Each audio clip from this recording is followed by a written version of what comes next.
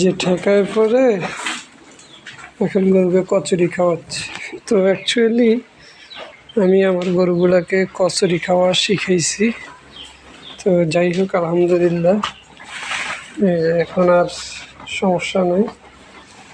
তবে আমি ওগুলোকে মেশিনে প্রসেস করে দিব, যেহেতু রমজান মাস, এখন সময় কুলাইতে পারতেছি না। তো আজকে তেমন একটা সময় পাইনি। ইনশাল্লাহ আগামীকাল থেকে ঘাস এবং কচুরি মিক্সার করে দিলে, এরপরে দানাদার সাথে দিয়ে দিলে মোটামুটি খাবারটা মানসম্মত হবে। তো যেহেতু আমাদের এখন খড় নাই, সেহেতু আমরা এখন একটু কষ্ট করতেছি।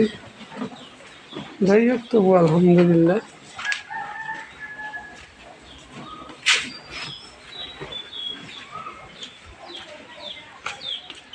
যে আমাদের পাগলি ঘাস খাচ্ছে।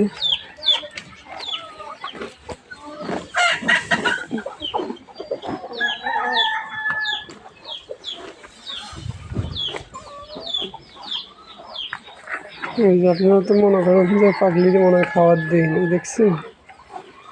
বেশি খাবার দিলে গ্যাস হয়ে যায়। আমরা আমাদের প্রত্যেকটি গরুকে ভালোভাবে পেট ভরাই। যেহেতু গাভী গরু একটু স্বাস্থ্য কম থাকবে, এটাই স্বাভাবিক। এই যে আমার মুরগিগুলা, সবাই দোয়া করবেন, দেখি এগুলো শেষ পর্যন্ত ডিম পাড়ে কিনা।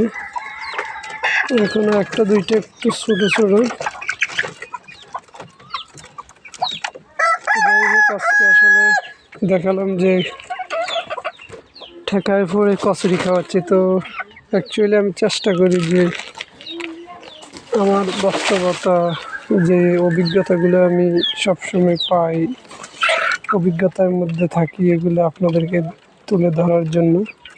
তো সকলে আব্দুর রহমান এগ্রো ফার্মের জন্য দোয়া করবেন, আল্লাহ যেন আমাদেরকে সফলতা দান করে।